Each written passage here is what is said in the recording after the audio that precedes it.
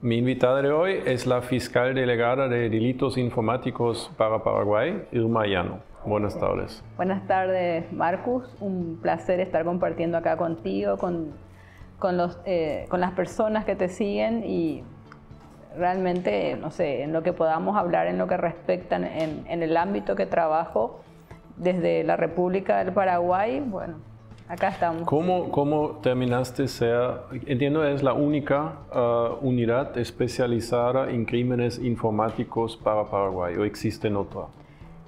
Sí, somos varios colegas trabajando. Lamentablemente somos pocos, hoy insuficiente, porque hay que reconocer que como consecuencia de la pandemia, todas las personas adultas, menores, utilizan la tecnología más que nunca en el ámbito educativo, laboral, social, y fue un elemento muy importante para subsistir con la pandemia. Y hoy prácticamente, es más, en muchos ámbitos esto sigue y se ha fortalecido, ¿verdad? En el comercio fundamentalmente, a través de las diferentes aplicaciones para hacer compras en línea, para hacer cursos y también para el trato o conocer gente. ¿Cuántas personas tienes en tu unidad en total, el equipo? Mira, en mi unidad somos 8 personas que trabajan conmigo aproximadamente. ¿Y esos 8 cubren todos esos delitos para todo Paraguay?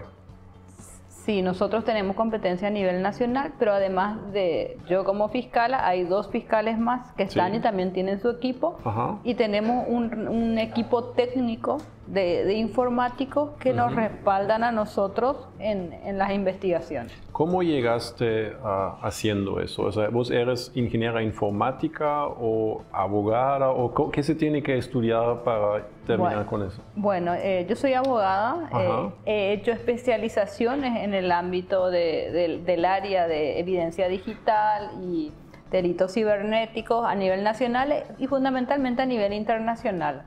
Hemos tenido un respaldo impresionante para fortalecer la unidad especializada del Consejo de Europa a través de los diferentes proyectos y programas del área de cibercrimen del Consejo de Europa. Ellos han fortalecido en forma impresionante no solamente a Paraguay en esta especialización, sino a toda la región, capacitándonos con diferentes programas. Y no solamente eso, sino que hemos participado de diferentes cursos que han realizado ellos y hemos ido bastante también a Francia en su momento y a otros países de Europa a capacitarnos con relación a esto, porque es un delito que siempre está renovándose los delincuentes, podríamos decir, ¿no? con las modalidades, pero además de eso es importante reconocer que Europa también, ellos fueron los primeros en sacar un convenio del área de cibercrimen y hoy prácticamente esto ha servido de base para la penalización de las conductas en el ámbito del uso de la tecnología. ¿Y cuándo inició esa unidad? ¿En qué año se creó eso? En Paraguay se creó en el año 2010, justamente una de las recomendaciones que daban los del Consejo de Europa es la creación de una unidad especializada, además de la penalización específica de algunas conductas cuando se tiene como medio para la comisión de delitos la tecnología o como fin. Entonces también nosotros hicimos las modificaciones respectivas con relación a los delitos informáticos y se crea también la unidad especializada. ¿Y cuántos delitos al año llegan a tu mesa? Más o menos. Mira, hay algo que hay que reconocer, que en el 2012 estábamos hablando de 200 casos al año. Sí. Hoy estamos teniendo más de 3.000 casos. Y es impresionante cómo ha aumentado los casos y muchísimo más en la época de la pandemia. ¿Y esos son casos nacionales o son casos de afuera donde se pide ayuda porque, por ejemplo, alguien que cometió un crimen se escapó a Paraguay, esconde en Paraguay, cosas así? Bueno, esos son casos en donde posiblemente la víctima o las personas que realizaron el hecho punible están en Paraguay. Hay que reconocer que en el ámbito de las investigaciones de los delitos informáticos o del cibercrimen, estamos hablando generalmente de investigaciones transnacionales, en donde yo puedo tener con relación a mi porción de hechos que corresponde a las personas que actuaron desde Paraguay, y los otros países pueden, es decir, en otro país puede estar la evidencia digital y en un tercer país puede estar la víctima. Entonces, generalmente trabajamos mucho a través de los puntos de contacto 24/7 y la cooperación internacional. ¿Y con quién se intercambia datos o coopera? ¿Con Europol, Interpol? ¿Cómo es eso Trabajamos organizado? con todas las agencias, con Ajá. Interpol, Europol, las agencias de Estados Unidos, de los diferentes países de Europa. La verdad que ya nos ha tocado trabajar prácticamente con todas las agencias a nivel mundial. Pero el equipo tuyo, básicamente la misma cantidad de gente como 10 años atrás, pero 10 veces más crímenes. Mira, en un principio éramos nada más que una unidad, después se creó una segunda unidad y la fiscal general, la doctora Sandra Quiñones, crea la tercera unidad. De igual forma, hoy necesitamos más fiscales, equipo técnico que ayude. Yo creo que con la ampliación presupuestaria que se está viendo ahora en el Parlamento para el Ministerio Público y se están previendo la creación de nuevas unidades fiscales, yo creo que ahí podemos fortalecer más la unidad y que sería muy importante. ¿Cómo uno se puede imaginar eso? Porque conozco una fiscalía, entro, apenas hay papel y bolígrafo o unos muebles para hacer una denuncia. Sí. Entonces, si me voy a tu unidad, encuentro muchos monitores, computadores y todo una super sede, ¿o no hay nada? No, también nuestros recursos son escasos. Si bien tenemos algunas herramientas informáticas, realmente trabajamos mucho a través de la cooperación internacional y de la información y la ayuda que nos hacen en muchos casos otras agencias a nivel internacional. Es complicado.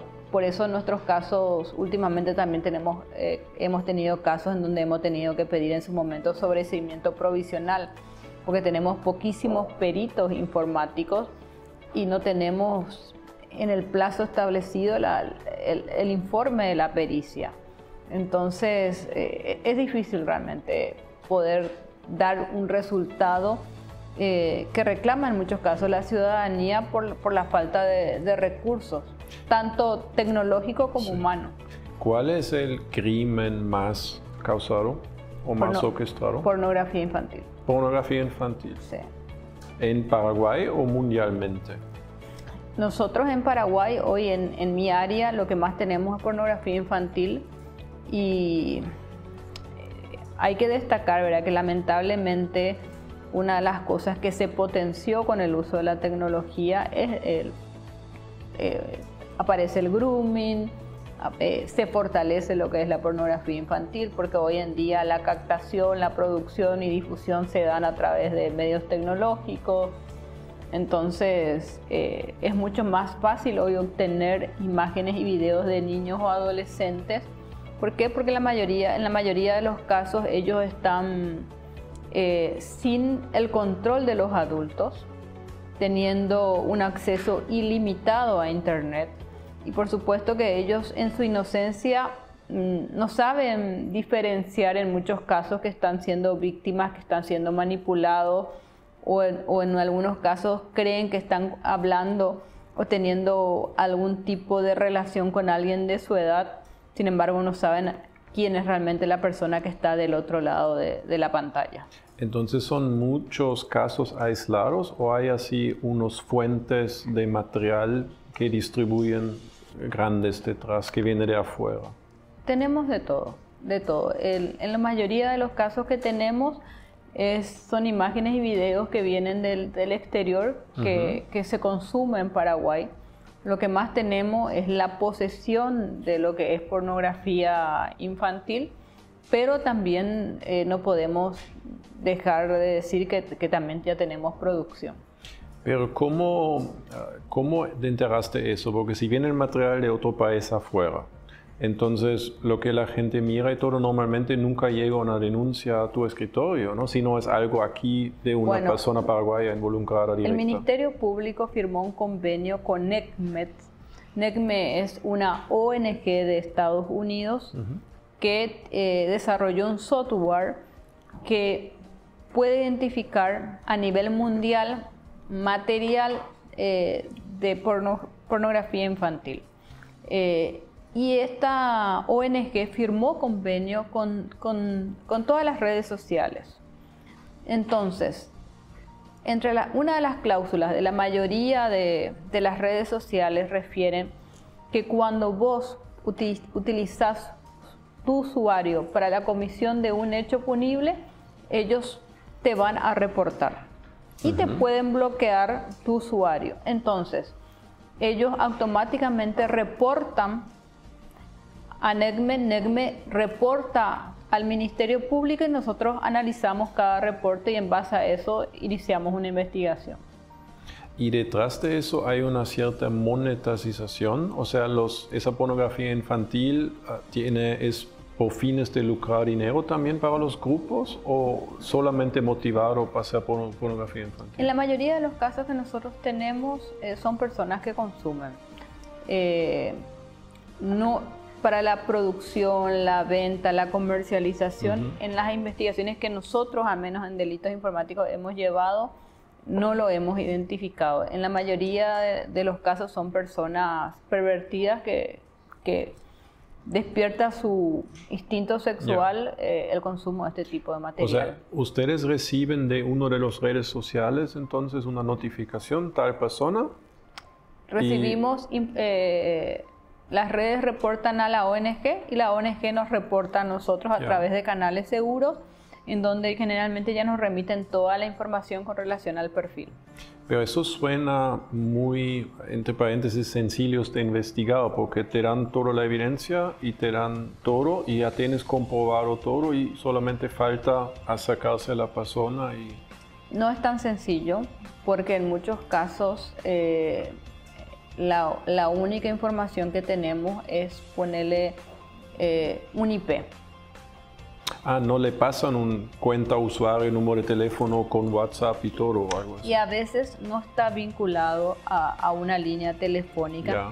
Y muchas líneas, lamentablemente en Paraguay, no existe un control para proveer líneas telefónicas. Es decir, vos te fuiste una vez a sacar una línea telefónica en cualquier lugar que no es la agencia proveedora del servicio de internet y de telecomunicaciones y dejas una fotocopia de tu cédula y esta persona que te conecta o te da el SIM card generalmente es una persona que no está vinculada directamente a la empresa.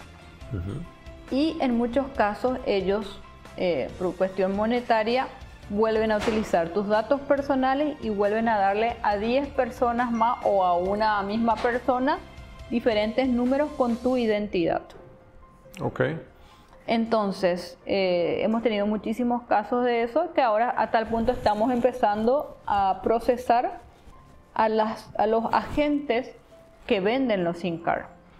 Y generalmente son personas comisionistas que no están vinculadas a las empresas telefónicas. ¿Y se puede localizar ese celular después o eso no es posible para ustedes? Sí, tratamos de localizar, pero no es sencillo poder llegar a los responsables.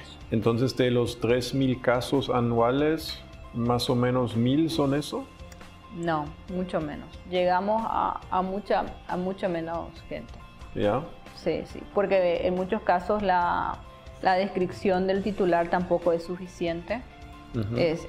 Aparece nada más un nombre, Juan Pérez, sin documentos, sin datos. Entonces, no, me refería de los 3.000 denuncias que tienen anualmente a pornografía infantil, ¿corresponden 1.000? Corresponde casi el 70 al 80%. ¿El 80%? Sí. Wow. Sí. Ok. Sí. ¿Y tienen casos también donde acá se produce material o solamente son consumidores? Hemos tenido casos en donde se produce acá y son casos que tenemos ahora para ir a juicio oral. Porque básicamente asumiendo en el mundo, países de tercer mundo tendrían en ese sentido más sentido producida y consumida en otros países, pero básicamente acá es al revés, ¿no? Viene de otro país. Totalmente. Y acá se consume. Se consume, sí. ¿Y eso es dentro de un rango normal entre los países o acá hay un problema mayor o menor? Mira, hay algo que yo siempre digo, que el consumo de la pornografía infantil es la entrada o la puerta para el abuso sexual en niños. Porque todo empieza por la mente. Yo primero miro, observo, me gusta, me provoca excitación o pasión y después llega un momento que yo quiero materializar eso que consumo o me gustaría hacer eso que veo y que a mí me causa placer.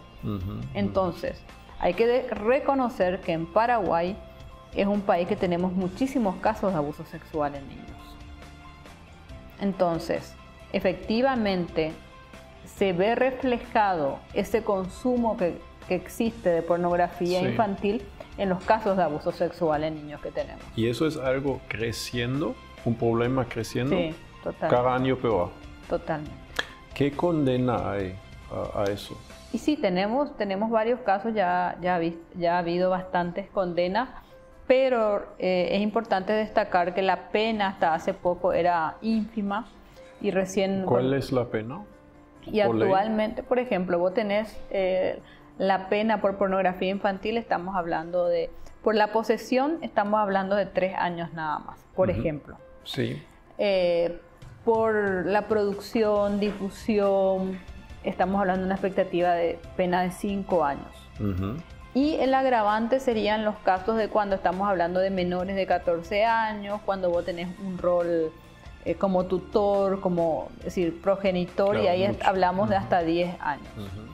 Pero de igual forma, a comparación de otros países, de pronto la pena es poca. ¿Es más bajo que en otros países? Sí, es poca. ¿Y ustedes están trabajando en eso, de modificar eso? Sí, existe una comisión de reforma en el Parlamento que está trabajando en la modificación tanto del Código Penal como Código Procesal Penal. Y tienen en cuenta estos delitos como para aumentar las penas. Me recuerdo que recibiste un reconocimiento de la embajada alemana por un caso de un alemán, creo que no sé si era posesión o producción de material de pornografía infantil. Bueno, este caso era con relación a este alemán. Él habría creado unas plataformas en donde era un grupo de más de 450.000 integrantes de pornografía infantil. Y esta persona, además de eso, instruía cómo conseguir el material. Era el administrador de la página, habría creado carpetas en base al tipo de material y realmente creo que con la ayuda de los alemanes y de otras agencias fue de fundamental importancia porque se pudo desmantelar una red mundial. Una red muy grande. Sí, de más de 450.000 integrantes, la más grande en ese momento. ¿Y era una persona sin antecedentes, sin nada, que vino aquí de la nada a crear eso? Había tenido, tengo entendido, antecedentes anteriormente en Alemania por pornografía infantil. Entonces, quiere decir, con antecedentes como eso, uno igual puede obtener su cédula paraguaya. Él nunca obtuvo su documentación. No tenía documentación. Él ingresó a Paraguay como turista. Ya, y no salió. Y nunca más salió y estuvo en forma clandestina durante 10 años. Sé que estuviste antes en migración, por eso te pregunto al respecto. Si alguien ingresa como turista pero no sale, ¿no existe una lista de personas que están teóricamente, ilegalmente en el país y se ve eso? Sí, lamentablemente en la época que yo estuve como directora de migraciones, el sistema informático no detectaba ese tipo de situaciones de ciudadanos extranjeros que venían y permanecían en forma ilegal o irregular dentro de la República del Paraguay. Es más, si vos sos una persona, generalmente estás habilitado como turista a estar 6 meses. Si vos te quedás más tiempo, al momento de salir, te cobran una multa. Ah, no es 3 meses, es 6. 6 meses. ¿Siempre es así? No, en algunos casos pues te dan menos tiempo. Ajá, ok. Sí. Pero vos pagás una multa que es ínfima. Que creo que la multa, estamos hablando de $50 aproximadamente. Quiere decir, yo puedo entrar a Paraguay y quedarme sin documentación ilegalmente y tengo un problema de $50. No hay, o sea, eso es la realidad de hoy. Sí. Ok. Así mismo. Pero obtener documentación paraguaya tampoco es difícil. Es decir, hay algunos requisitos que, claro, no puedes tener antecedentes para pedir radicación o pedir residencia temporal o permanente. Pero no, es un trámite que una vez que presentes toda la documentación, generalmente en 3 o 6 meses te están dando la radicación, salvo que seas de una nacionalidad sensible, ¿verdad? Y esos casos que se tuvo de pasaportes o cédulas falsificados o algo así, ¿qué tan difícil es eso y cómo influye eso en tu área de documentos autenticados o no? Bueno, eso no es parte de mi especialización o los delitos que nosotros investigamos, pero sí hemos tenido casos de producción en donde efectivamente personas obtienen documentos originales pero con contenido falso. Es decir, son personas de pronto que no reúnen los requisitos pero obtienen un pasaporte original en donde el contenido es falso, o la cédula, el contenido del documento de identidad como la cédula es falso. Y entre los crímenes que investigan fuera de pornografía infantil, ¿cuál es el más orquestado o corriente? Bueno, lo que más tenemos ahora son los casos de acceso indebido, que es en la mayoría de los casos a través de tu correo electrónico, redes sociales, WhatsApp. Tenemos muchísimos casos de acceso indebido a WhatsApp. ¿Pero con qué fin? ¿De alguna manera conseguir a través de contraseñas o cosas para conseguir dinero? ¿O cuál es el fin de eso principal? Generalmente para la comisión de fraudes. ¿Por dinero? Sí, para la comisión de fraudes, de estafas. Sí. ¿Y de qué tamaños de daños estamos hablando en ese tipo de cosas? Depende. Realmente tenemos de todo un poco. Pero si te llegan 3.000 al año y tienes, ponele, pocas personas, ¿cómo eligen y deciden, ok, acá vamos a investigar, acá no? Depende eso de los montos, que es solamente las cosas grandes. También tenemos en cuenta cuando es bagatelario, por ejemplo. Sí. En esos casos generalmente no investigamos o vemos si de pronto el sujeto que está... Porque hay una característica en la investigación que concierne al área de delitos informáticos, que es la repetición de la conducta. En los casos, tenemos muchos casos del sector empresarial que es víctima de este tipo de delitos. ¿Por qué? Porque generalmente todo su sistema de contabilidad, de stock de mercadería, todo lo tiene informatizado. Entonces, y no existe un sistema que sea 100% seguro y que no pueda ser vulnerado.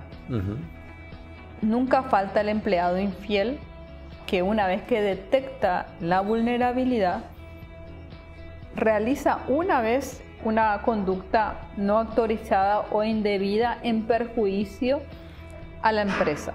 ¿Eso es la mayoría de los casos que son de adentro mismo, sí, causado? Empleados infieles. Yeah. Empleados infieles que tienen acceso al sistema.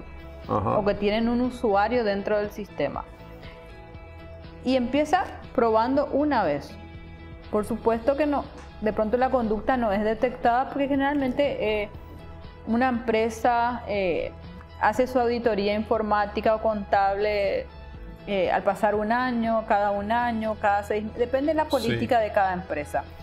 Para cuando ellos identifican estas malversaciones a través del sistema, generalmente el perjuicio ya es multimillonario. Porque fue repetitivo. Y hablamos de que la conducta se repite innumerables veces en el transcurso del año. Entonces vos tenés muchas repeticiones con relación a la conducta, porque la mayoría de los casos es apretar un enter, es hacer unas modificaciones en el sistema y vos de alguna otra forma estás desviando o mercadería o dinero.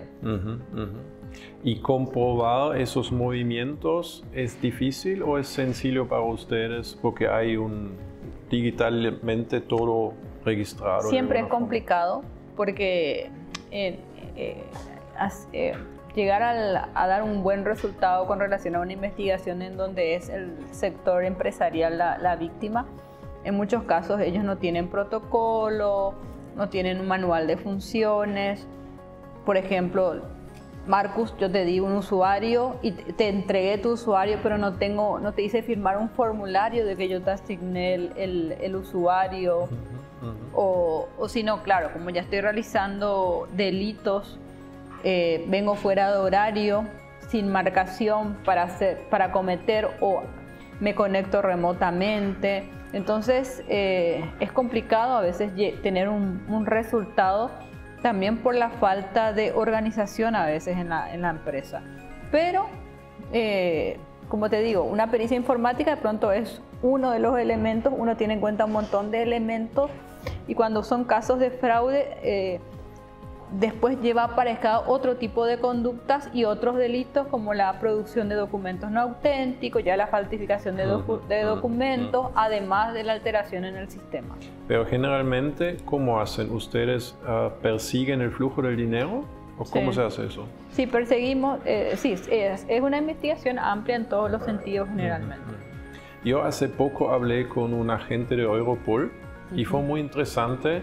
Y lo que me asustó fue que me dijo básicamente la tasa de éxito de ese tipo de crímenes es alrededor de 1%, me dijo.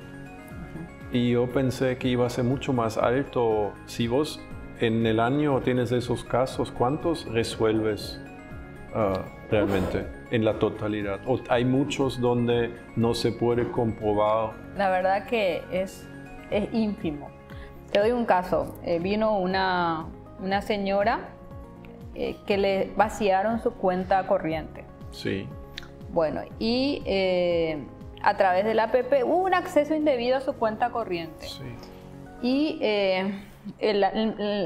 la modalidad fue a través de su correo electrónico, que ella recibió un correo que aparentaba ser del banco, en donde ella llenó sus datos personales y a través de eso pudieron acceder a su información, a su usuario y a su contraseña. Cuando viene a hacer la denuncia, le digo, bueno, vamos a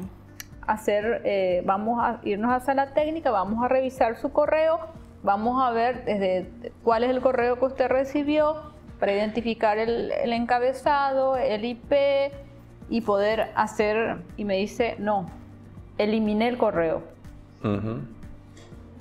Y le digo, es decir, me elimina la evidencia para que yo pueda tratar de hacer la trazabilidad. Pero no se puede ver, el dinero fue vaciado y a dónde fue el dinero.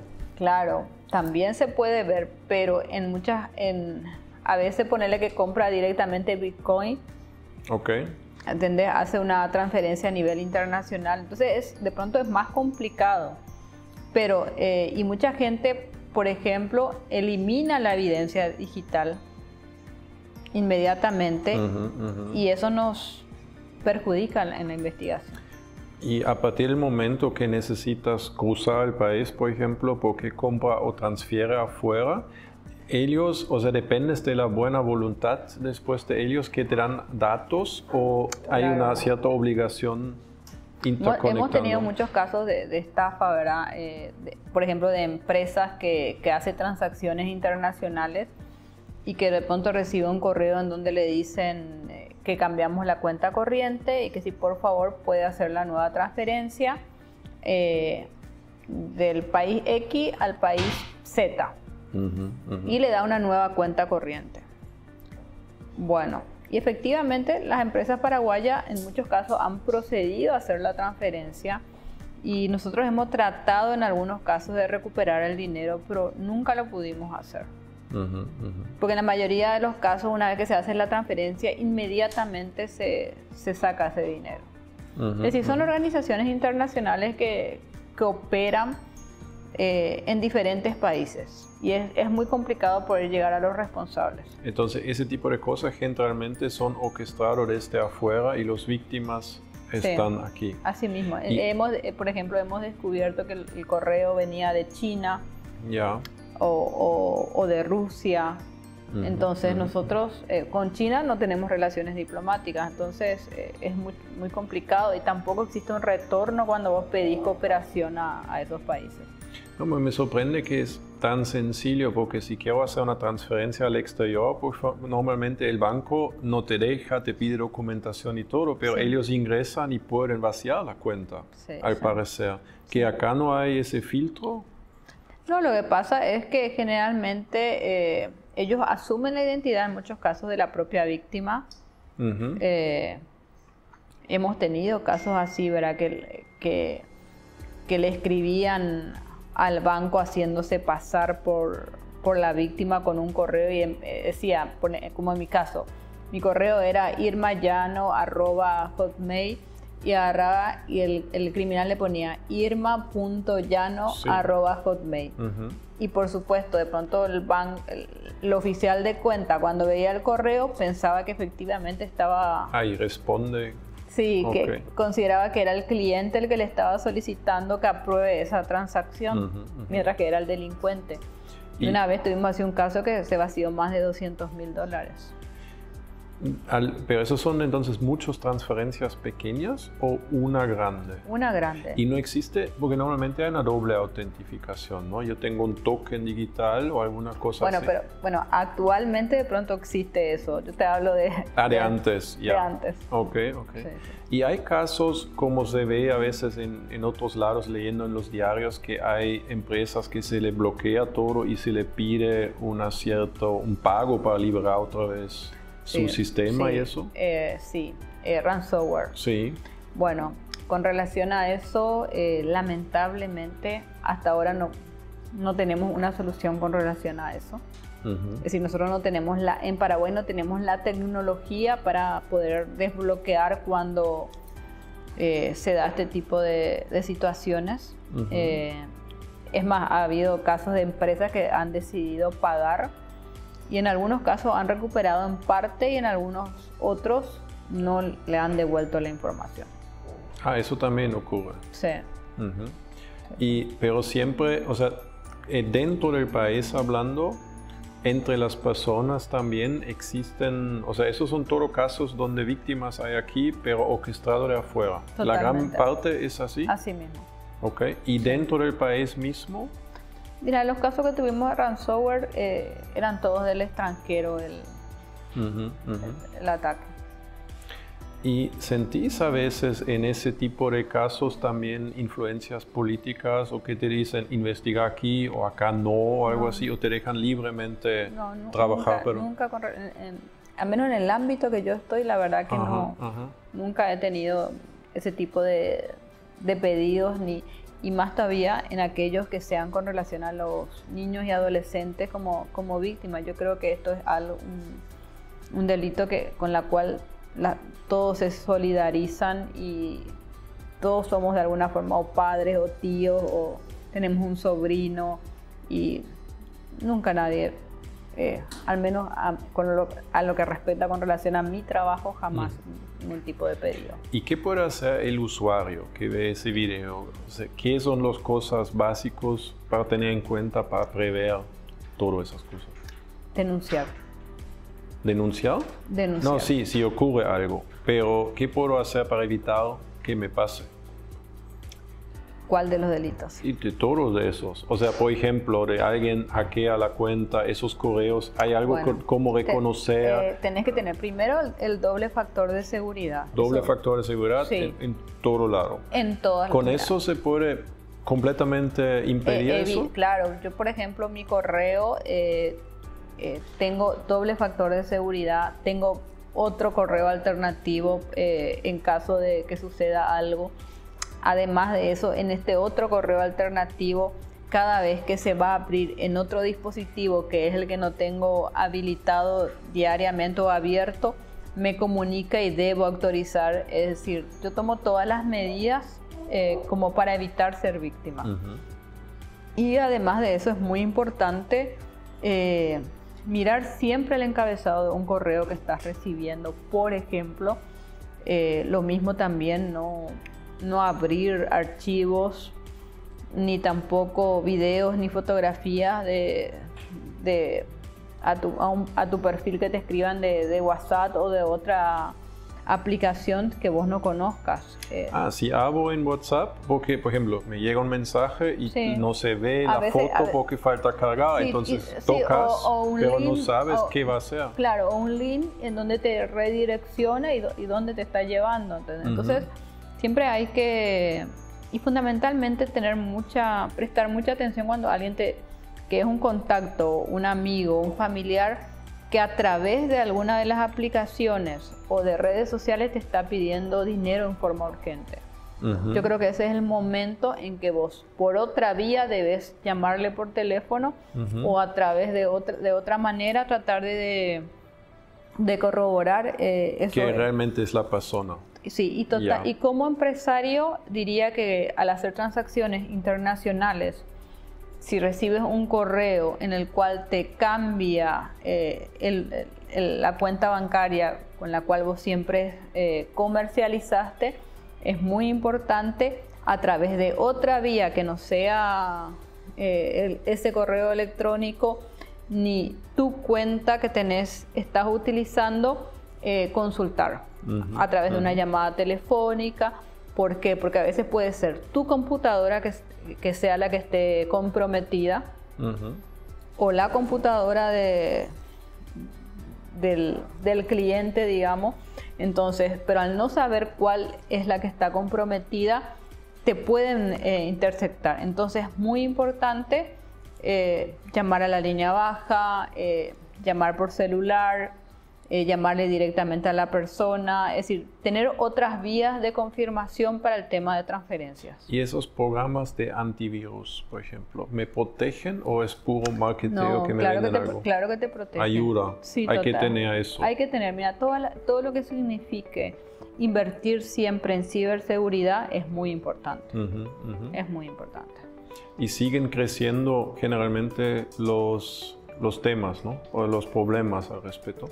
Sí, yo siempre digo que a mí me apasiona mucho el área en el cual estoy porque es impresionante las nuevas modalidades, cómo van surgiendo en la comisión de delitos y así también los nuevos delitos o hechos que pueden atentar contra uno de los bienes jurídicos que te amparan a vos como ciudadano y que nosotros tenemos que ir como sociedad o como representantes del Estado penalizando estas conductas. Entonces yo digo que en el área que nosotros estamos nunca te aburrís porque la innovación es impresionante. ¿Y las tarjetas clonadas, las famosas tarjetas de crédito? Hay muchos casos también. ¿Muchos casos? Sí. Pero eso son cosas porque el usuario le da online eso o me voy acá a un restaurante, me devuelven y después totalmente. Se clonea. Ambas modalidades suceden. O personas que viajan al extranjero, que pagaron un café que en el hotel y obtienen la información. Entonces, para protegerme, ¿qué hago? No le doy mi tarjeta nunca a nadie. Si a alguien le das tu tarjeta, tienes que estar ahí presente mirando lo que hace. Mirando si se toma una fotografía o algo así. Ok, entonces no dejarle ir con la tarjeta y me devuelve después. Exactamente. Ya, ok. ¿Y qué probabilidad tiene la víctima después que le pase algo que recupere su dinero? Sí, pasa que generalmente el seguro en ese tipo de casos te cubre. No, de las tarjetas, pero Sí, si alguien por algún lado accede a la cuenta, transfiere algo, ¿qué probabilidad tengo que eso puedo...?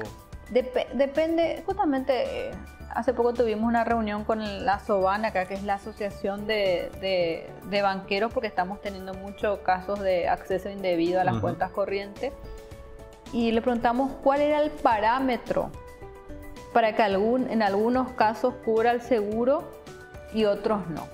Sí. Porque las víctimas vienen y nos piden auxilio a nosotros, y eso es una política de cada banco en que nosotros no podemos intervenir. Entonces ellos dicen que es en base a cómo ellos tienen establecido también los contratos con su reaseguradora. Pero si la víctima es en Paraguay, ustedes pueden aquí abrir la justicia, o cómo se hace. Sí. Si sabes que viene de afuera, de otro país, Sí, ¿cuál es la jurisdicción? Bueno, nosotros tomamos la denuncia cuando vemos que la transacción se realizó en otro país. Sí. Generalmente vía Interpol comunicamos a las autoridades de ese país para que inicien también la investigación. Entonces traspasan. Y ahí, teóricamente, si se encuentra un sospechoso, allá se hace el procedimiento. Sí, exactamente. Entonces acá es muy largo el proceso, ¿o en qué velocidad uno espera un resultado? Y bueno, en ese caso, cuando el autor está en otro lugar, nosotros ponemos a disposición todos nuestros elementos que tenemos acá en Paraguay para también que pueda fortalecer la investigación en donde el resultado de la comisión del delito se hizo en otro país. Pero es algo rápido, saber, ok, tenemos chance de entender de dónde vino ese, o es algo muy lento. Depende de cada caso, ¿no? Pero generalmente no es nada rápido. Sí. ¿Y qué necesitas hoy? O sea, si decís, con todo eso que estás enfrentando, que sabes que va creciendo en los próximos años, ¿cuántas personas faltan o qué infraestructura más falta para realmente enfrentar todo eso? Lo que pasa es que, primero, la capacitación constante, que es algo elemental, que necesitamos estar capacitados para el uso de las nuevas herramientas forenses. Necesitamos herramientas forenses, y una herramienta forense es carísimo siempre. Además de eso, recurso humano, es decir, necesitas recurso humano, estructura, capacitación. No es nada sencillo. ¿Cuánto más personas faltan? ¿El doble? Uf. ¿Más? Más. ¿Más? Más, sí. Ok. Sí, sí. ¿Y eso están ustedes gestionando a través de la Fiscalía General? ¿O? Sí, nosotros ahora pedimos una ampliación presupuestaria con la idea de fortalecer las áreas que efectivamente estamos necesitando con urgencia, poder aumentar los agentes fiscales, los funcionarios, y también la compra de adquisición de herramientas. Y si a alguien le pasa algo así en tu área, ¿cómo se puede comunicar o dónde encuentra tu fiscalía? Nosotros estamos ubicados en 21 Proyectada y la avenida Félix Bogado. Está la unidad especializada de delitos informáticos. Entonces uno directamente cae ahí y alguien le recibe. Así mismo. Muchas gracias por tu tiempo. No, por favor, cuando guste. Encantada.